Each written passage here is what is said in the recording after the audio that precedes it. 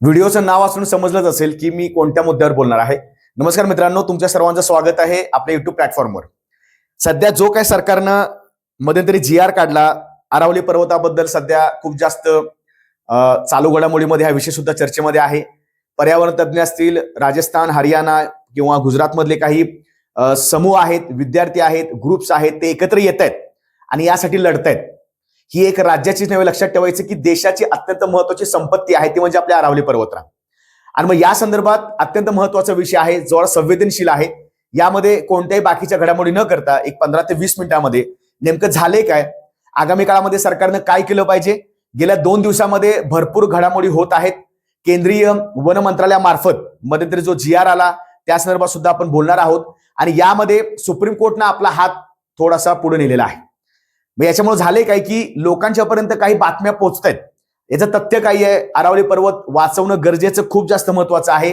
तुम्ही असं जर पर्वत उद्या व्याख्येमध्ये वेगवेगळ्या व्याख्येमध्ये आणत गेला, पर्वताची व्याख्या तुम्ही कमी करत गेला, तर भारतामध्ये सगळं ओसाडच होऊन जाईल. आगामी काळामध्ये तुमचं जे बिझनेस माइंड आहे, सरकारला हे ठोसपणे सांगणं गरजेचं आहे की बाबा आम्ही रक्षक आहोत की भक्षक आहोत. तुमच्याकडे काम आहे की नैसर्गिक साधनसंपत्ती रक्षण करणं. आपल्या राज्यशास्त्रामध्ये आपण मूलभूत कर्तव्य वाचतो, त्या कर्तव्यामध्ये सगळ्यांचं कर्तव्य आहे, तसं ते सरकारचं पण कर्तव्य अत्यंत महत्वाचं आहे. मग यामध्ये नैसर्गिक साधन संपत्ती असेल, वन्यजीव असतील, वन्य प्राणी असतील, या सगळ्यांची काळजी घेणं, संरक्षण करणं, जतन करणं अत्यंत महत्वाचं आहे. पण सरकार काय करते याच्याबद्दल आपण थोडक्यात माहिती घेऊया. नेमकं काय चाललंय बघा. माझ्याकडे 2-3 दिवसाचा जी.आर आहे, मी मोबाईलमध्येच काढलेला आहे. अशा वेगवेगळ्या वृत्तपत्रामध्ये बातम्या येत आहेत.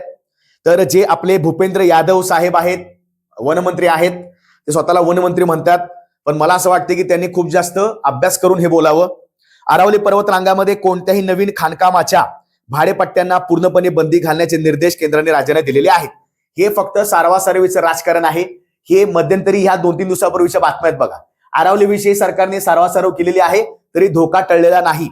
तुम्ही आता करायला लागलाय की आम्ही पूर्णपणे खाणकाम बंद करणार, पूर्णपणे भाडे तत्वावर देणार नाही. हे सगळं आत्ताचं झालं. 2 दिवसापूर्वी तुमच्या अंगामध्ये वेगळं संचारलं होतं का? राज्यामध्ये पण काही वेगळी परिस्थिती नाहीये. जो मध्यंतरी तपोवनचा मुद्दा झाला, तो आता तिथंच केंद्र सरकारचा हा थोडा मुद्दा अरावली पर्वतरांगाचा आहे. म्हणजे एका साईडनं आपण काय करतोय, सांगतोय पर्यावरण महत्वाचं आहे, पर्यावरण वाचवा, पाणी महत्वाचं आहे, निसर्ग महत्वाचा आहे, आणि मग या गोष्टी करते. तर कुठं ना कुठेतरी दांभिकता दिसून येते, अत्यंत महत्वाचं आहे. मला माहित नाही व्हिडिओ युट्यूबला राहील की नाही, कारण खूप जास्त कॉन्ट्रोवर्शियल कदाचित काही बोलणं होईल माझ्याकडनं, पण खरंच खूप जास्त महत्वाचा विषय आहे. आपण जो अभ्यास करतोय, आपल्या परीक्षेमध्ये जेव्हा आपण राज्यशास्त्र वाचतो, घटनेमध्ये ह्या प्रविष्ट गोष्टी आहेत, आणि मग तुम्ही घटनाच पाळत नाही आणि मग बाहेर दौंडिका पिटवता की आम्ही घटनेचे खूप जास्त मोठे आधारक आहोत, आम्ही फॉलो करतो, आम्ही आज्ञाधारक आहोत, वगैरे वगैरे जे काय असेल. खाणकाम 90% क्षेत्र संरक्षित आहेत. अरावली पर्वतांबाबत केंद्रीय पर्यावरण मंत्र्यांनी सांगितली सरकारची भूमिका. How is the Aravalli range to be protected explain. हे बऱ्याचशा अशा न्यूज येतात पेपरमध्ये. आपण थोडक्यात बघूया नेमकी काय घडामोडी आहे बघा. तर अरावली मित्रांनो, जगातली किंवा भारतातली सर्वात जुनी, जगातली ठीक आहे, जगातली एक त्यातली आहे, पण भारतातली सर्वात जुनी पर्वतरांग आहे ती म्हणजे अरावली वली पर्वतरांग आहे. लक्षात ठेवायचं, आपण भूगोलमध्ये सुद्धा अभ्यास करतो. 200 ते 300 कोटी वर्ष जुनी आहे. म्हणजे प्रोटेरोझोइक किंवा प्री कॅम्ब्रियन क्षेत्रामधली आहे. ते तुम्ही लक्षात ठेवायचं. रॉक एज करताना तुम्हाला हे अत्यंत महत्वाचं आहे. प्री कॅम्ब्रियन एज मधली आहे, अत्यंत जुनी आहे, लक्षात ठेवायचं. हिमालयाच्या पण पूर्वीची आहे. म्हणजे असं म्हणतात की जेव्हा भारताच्या पूर्वी द्वीपसमूह होता, त्याच्या आधी म्हणजे जो आपला आता सब कॉन्टिनेंट आहे, द्वीपसमूह, द्वीपकल्प आहे, त्याच्या पूर्वीची सुद्धा अरावली पर्वतरांग आहे. इतकी पूर्वी पर्वतरांग आहे, प्राचीन आहे, इतके त्याला महत्वाचे काही घडामोडी आहेत. तुम्ही काय करायला लागलाय? मग हे सध्या अत्यंत महत्वाचं आहे, आपल्याला जाणून घेणं गरजेचं आहे. अपक्षरण क्रियेमुळे त्याचे थोडंसं आता काही ठिकाणी, अपक्षरण क्रिये म्हणजे काय, भरपूर जास्त वाऱ्यामुळे, कारण पलीकडं थारचं वाळवंट आहे, भरपूर जास्त वादळामुळे, वाऱ्यामुळे काय व्हायला लागले, अपक्षरण, इरोजन व्हायला लागले. भरपूर जास्त त्याच्यामधले काही कण दुसरीकडे पसरत आहेत. तर थोडंसं काय अपक्षराच्या क्रियेमुळे झीज व्हायला लागलेली आहे. याची अनेक नावं आहेत. तुम्ही उदयपूरला जाल, कच्छला जाल, किंवा थोडासा जो राजस्थानचा थोडासा जो त्याला आपण काय म्हणतो वायव्य ठिकाणचा भाग आहे, याच्यामध्ये वेगवेगळी नावं आहेत. फॉर एक्झाम्पल जरगा पर्वतरांग म्हणतात त्याला, गोगुंदा असेल, सज्जनगड असेल, किंवा रागा असेल. अशा या अरावलीला अत्यंत महत्वाची वेगवेगळी नावं दिलेली आहेत. खूप जास्त, म्हणजे मी असं म्हणेन, पेपरला पण बराच वेळ वाचलेला आहे, अरावली ही फक्त राजस्थानची नव्हे तर भारताची जीवनरेखा आहे. कारण जो आपण जर असं पाहायला गेलं, जो गंगा नदीचा थोडासा दक्षिणेकडचा बेल्ट आहे, म्हणजे मध्य प्रदेशात थोडासा पश्चिम साईड, ज्याच्यामध्ये गुजरात, राजस्थान, हरियाणा थोडासा असा भाग लागेल, अशी पसरलेली आहे. म्हणजे विचार करा की इथं ही एक प्रकारची पूर्ण जीवनरेखा आहे. ह्याला काय म्हणतात आपण थोडक्यात बघूया. अत्यंत महत्वाचा संवेदनशील घटक आहे. तर काय झाले आपण थोडा टप्पा बघूया. पर्यावरण मंत्रालयानं तर 1990 पासून खाणकाम विरोधी नियम केलेले आहेत आणि हे पूर्ण भारतामध्ये लागू आहेत की ज्या ज्या ठिकाणी संरक्षित क्षेत्र आहेत अशा ठिकाणी तुम्हाला खाणकाम पासून म्हणजे खाणकाम अजिबात अलाउड नाहीये, त्याला पूर्णपणे बंधन घातलेलं आहे, बॅन केलेलं आहे. सर्वोच्च न्यायालयामध्ये 2009 मध्ये या गोष्टीची थोडंसं दखलंदाजी झाली. बऱ्याच लोकांनी जनहित याचिका दाखल केली की बऱ्याच ठिकाणी वनक्षेत्रामध्ये संवर्धित क्षेत्रामध्ये अशा ठिकाणी खाणकाम व्हायला लागले. वाळू माफिया, खाण माफिया हे आजकाल राजकारण्याशी मिळालेले आहेत. राजकारणी लोक आहेत, ते राजकारण करत असतात आणि ही लोक अख्खं जंगल संपत्ती आणि पूर्ण विल्हेवाट लावतात. मग याच्यामध्ये फरीदाबाद, गुरुग्राम, मेवात जिल्हा हरियाणामध्ये आहे. यामध्ये खाणकाम पूर्णपणे बंद केलं. सर्वोच्च न्यायालयामध्ये काही पिटिशन दाखल झाल्या 2009 साली. केंद्र सरकारनं आता मध्यंतरी एक प्रोजेक्ट लॉन्च केला, त्याचं नाव काय आहे? Aravalli green wall project. कशाला दाखवता हे सगळं जगाला? म्हणजे एका ठिकाणी आता काय म्हणताय की आरावलीमध्ये सगळ्या गोष्टी चुकीच्या होणार आहेत, म्हणजे जे आता मध्यंतरी तुम्हाला सांगेन काय काय झालं. हे केंद्र सरकारचंच आहे. कोणता प्रोजेक्ट आहे? Aravalli green wall project. म्हणजे आम्ही काय करणार आहे? आरावलीमध्ये सगळ्या ठिकाणी पूर्ण झाडं उगवून पूर्ण त्याला ग्रीन करणार आहे. जेणेकरून काय होईल, दिल्लीपासून ते पूर्ण राजस्थानचा थोडा दक्षिणेकडचा भाग इथून पर्यंत पूर्ण आरावली पूर्ण ग्रीन करायची. ठीक आहे, हे तुम्ही चांगलं धोरण केलं, त्याबद्दल व्हावा पण झाली, सगळं चांगलं झालं. ठीक आहे, पण आता नेमकं झालंय काय? आता मुद्दा काय बघा. तर पर्यावरण मंत्रालयानं जो अहवाल जारी केला नोव्हेंबर 2025 म्हणजे 5 दिवसापूर्वीच केला तो 20 नोव्हेंबरला. तर याच्यामध्ये काय सांगितलं होतं, त्यांनी व्याख्या वेगळी केली होती. आपण व्याख्या पण बघायची आहे. सर्वोच्च न्यायालयामध्ये यापूर्वी सुद्धा आरावलीच नव्हे तर आपल्या देशामध्ये जे जे संरक्षित क्षेत्र आहेत, ज्या ठिकाणी खाणकाम करण्यास परवानगी देऊ नये वगैरे, यासाठी अत्यंत महत्वाच्या याचिका दाखल केलेल्या आहेत. मित्रांनो, यातली एक केस अत्यंत महत्वाची आहे, ती म्हणजे MC मेहता केस. MC मेहता खटला 1985 चा आहे. बऱ्याचशा प्रश्नपत्रिकेमध्ये किंवा PYQ ला हा प्रश्न विचारलेला आहे. MC मेहता नावाचे एक मोठे थोर वकील आहेत. त्यांनी मध्यंतरी खूप आधी केस दाखल केली होती. पर्यावरण जे काही गोष्टी आहेत त्यामध्ये MC मेहता नावाची एक प्रमुख व्यक्ती आहे, लक्षात ठेवा. आणि TN गोदावर्मन ही 2 केस आहेत बघा. या 2 केसमुळे कळालं की सर्वोच्च न्यायालयामध्ये या 2 केसमुळे एवढं समजलं की भारतामध्ये पर्यावरणाची पूर्णपणे विल्हेवाट लागून गेलेली आहे. फक्त सरकार धोरण करते, राबवत नाही, नुसतं फक्त एक प्रोपोगेंडा करत असतं, नुसतं एक जाहिरातबाजी करतं की आम्ही असं करतो. ठीक आहे, सर्वोच्च न्यायालयाने काय सांगितलं आता की आरावली पर्वताची व्याख्या काय करावी? जमिनीपासून 100 मीटर किंवा त्याहून अधिक उंचीवरील टेकडी. आता मुद्दा काय बघा, यापूर्वी व्याख्या करण्यासाठी आपली भारतीय वन संशोधन संस्था असेल किंवा केंद्राच्या 2-3 संस्था आहेत, राज्याचं काही वन मंडळ आहे, अशा सगळ्यांनी एकत्र मिळून जी आपली भारतीय वन संस्था आहे आणि त्यांनी मंत्रालयाला काय केलं, आपल्या वन मंत्रालयाला एक डेफिनेशन पाठवली. आणि वन मंत्र्यांनी काय केलं, वन मंत्रालयाने काय केलं, डेफिनेशन काय सांगितली, तर 100 मीटरच्या जे फॉर एक्झाम्पल आरावली पर्वतरांगेमध्ये कसं आहे तर पूर्ण असा भाग आहे बघा. ठीक आहे, तर याच्यामध्ये ज्यांची उंची 100 मीटरपेक्षा वरती आहे, ज्यांची उंची 100 मीटरपेक्षा वरती आहे ते फक्त पर्वत राहतील आणि ज्यांची उंची 100 मीटरपेक्षा खाली आहे ते पर्वत राहणार नाहीत. मग या ठिकाणी सरकारला पूर्ण हस्तक्षेप करायला मिळाला, बरोबर ना? 100 मीटरच्या वरती पर्वत आणि 80 मीटर असेल तर पर्वत नाही, तिथे सरकार काही करू शकतं. आता बघा यांचं काय मुद्दा लक्षात ठेवायचा. ओके, म्हणजे जो वनमंत्री आहे, वनमंत्र्यानं काय केलं, ही डेफिनेशन सांगितली. सुप्रीम कोर्टनं हेच पुढे रेटलं. मला कधी कधी कळत नाही की भारताचं सर्वोच्च न्यायालय खरंच सर्वोच्च आहे का? तुम्ही पर्यावरणासारखा विषय इतक्या चांगल्या संवेदनशीलतेने हाताळताय का? तुम्ही काय केलं, सर्वोच्च न्यायालय काय केलं, बरं जे आपले यापूर्वीचे माजी सरन्यायाधीश होते गवई, त्यांच्यावेळी सुद्धा हीच केस लक्षात ठेवायची. पण आता त्याची व्याख्या बदलली. व्याख्या काय केली, तर ही व्याख्या केली म्हणजे 100 मीटरच्या खाली जे कुठले पर्वत असतील ते आरावलीचा भाग नसणार, त्या ठिकाणी सरकार काही करू शकेल. ठीक आहे, आता पुढे बघूया. सर्वोच्च न्यायालयाने संरक्षित क्षेत्र, पर्यावरण, संवेदनशील क्षेत्र, व्याघ्र प्रकल्प आणि पाणथळ जागा यासारख्या गाभा किंवा अलघु क्षेत्रामध्ये खाणकाम करण्यास बंदी घातली. सर्वोच्च न्यायालय वरनं फक्त खाणकाम बंद करा सगळं करतं. राज्य सरकारचा मनमानी कारभार असतो, केंद्र सरकार मनमानी कारभार करत असतं. मग बऱ्याच वेळा सर्वोच्च न्यायालयाला नंतर जाऊन कळते की आपण जे काय बोललोय ते खरंच त्याचं इम्प्लिमेंटेशन व्हायला लागले का, त्याची अंमलबजावणी होते का हे बघणं गरजेचं आहे. त्यानंतर सर्वोच्च न्यायालयाचे निर्देश काय होते, भारतीय वनीकरण संशोधन आणि शिक्षण परिषद म्हणजेच ICFRE शाश्वत खाणकामासाठी व्यवस्थापन योजना तयार होईपर्यंत या व्याख्येअंतर्गत येणाऱ्या भागात नवीन खाणकाम भाडेपट्टे देण्यावर तात्पुरती बंदी घालण्याचे निर्देशही न्यायालयाने दिलेले आहेत. आता न्यायालय वगैरे सगळं सारवासारव करतायत. तुम्ही 2-3 दिवसापूर्वी जे काय व्याख्या केली ती व्याख्या त्या संदर्भात सगळ्यांचा विरोध व्हायला लागलाय. 100 मीटरच्या वरती अरावली पर्वतरांगेचा भाग आणि 100 मीटरच्या खाली कुठला पर्वत असेल तो भाग नाहीये. अरे पण मित्रांनो, 90% जर अरावली पर्वतरांगेमध्ये असे पर्वत आहेत ज्यांची उंची 100 मीटरपेक्षा कमी आहे. म्हणजे याचा अर्थ काय होतोय, अरावली पर्वतरांगेमधले 10% फक्त क्षेत्र आहे तेच फक्त संवर्धित राहील, अरावली पर्वतरांगेचा भाग राहील. 90% क्षेत्रावर सरकार काही करू शकेल. याचा डिरेक्टली अर्थ आहे सरकार प्रत्यक्षपणे बोलत नाही, अप्रत्यक्ष बोलतं. ठीक आहे. पुढं आता अरावली पर्वतरांग जो आपला अभ्यासाला मुद्दा आहे, याचा मुद्दाच्या पूर्वी आपण थोडक्यात बघूया. ओके, केंद्राने निर्देश दिले आहेत बघा. आता हे सगळं केंद्राने सांगितलेलं आहे. म्हणजे यापूर्वी केंद्राने स्टेटमेंट दिलं होतं, याचं पूर्ण माझ्याकडे डॉक्युमेंट्स आहे सगळे.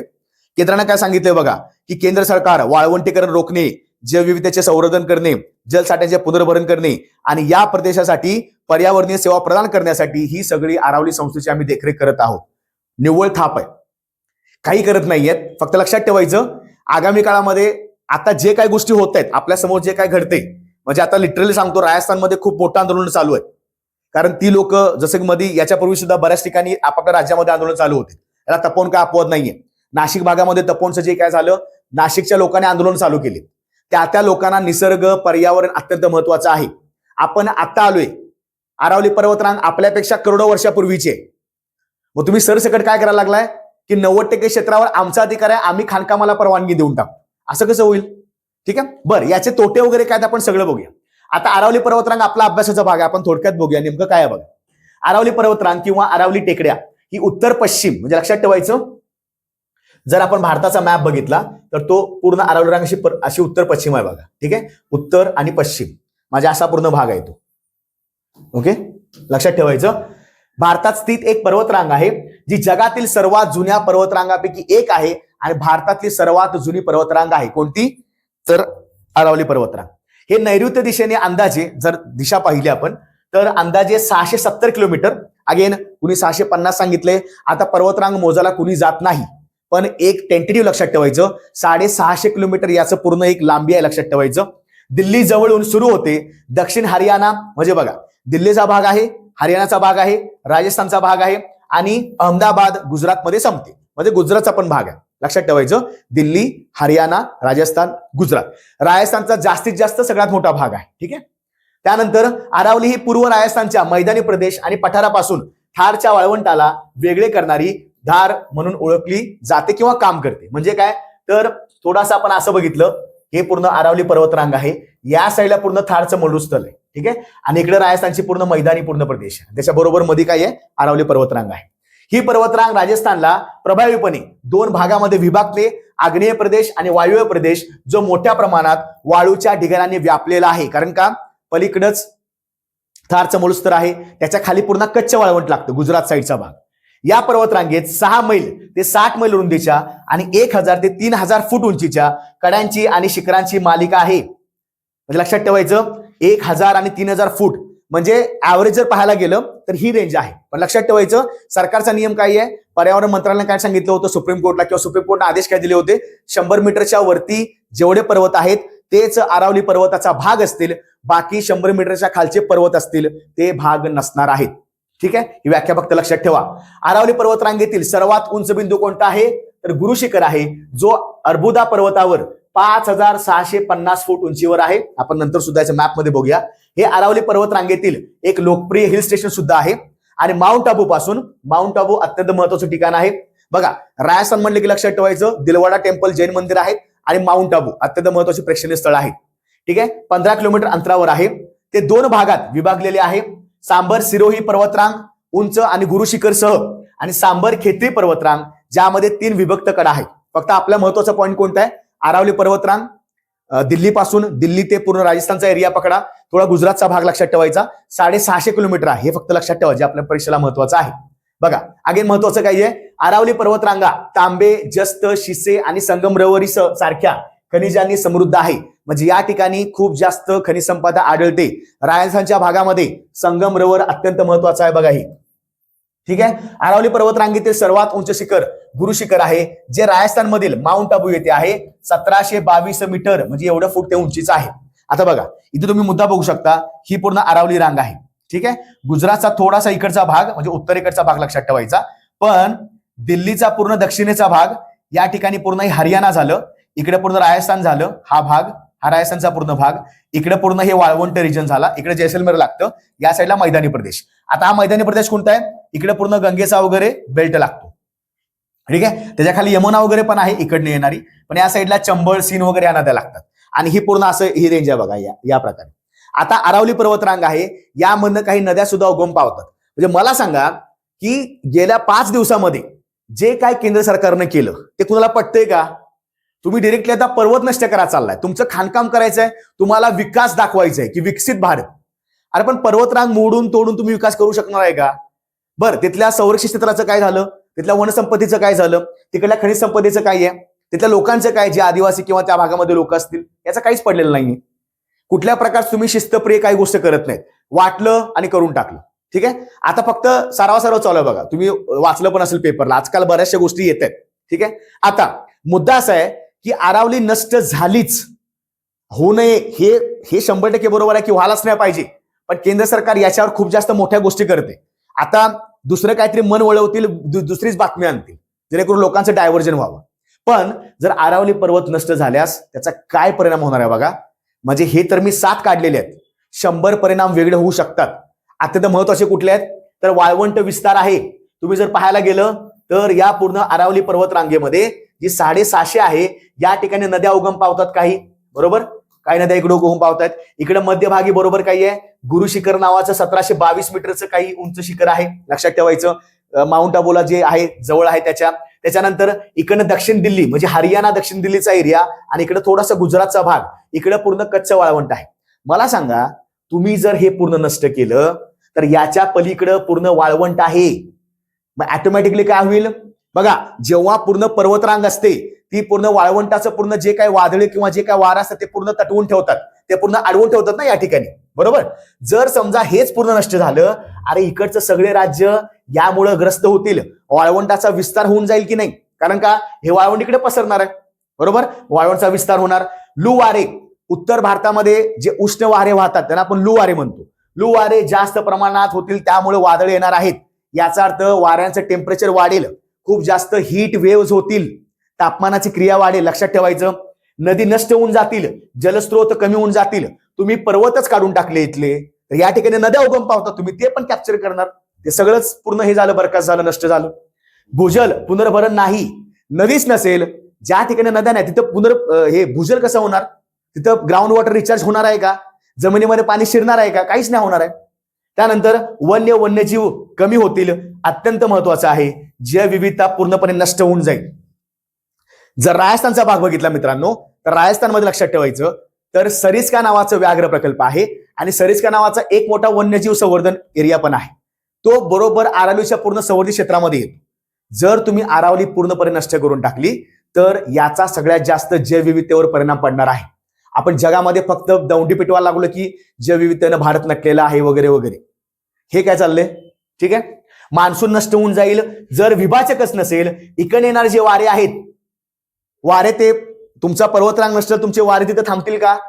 म्हणजे लक्षात ठेवायचं, इकडचा पूर्ण भाग असणार आहे मध्य प्रदेश, दक्षिण उत्तर प्रदेश आणि महाराष्ट्राचा थोडा उत्तरेचा भाग, पूर्णपणे या ठिकाणी सगळं पसरणार, ठीक आहे. आणि दुष्काळ परिस्थिती होऊ शकते.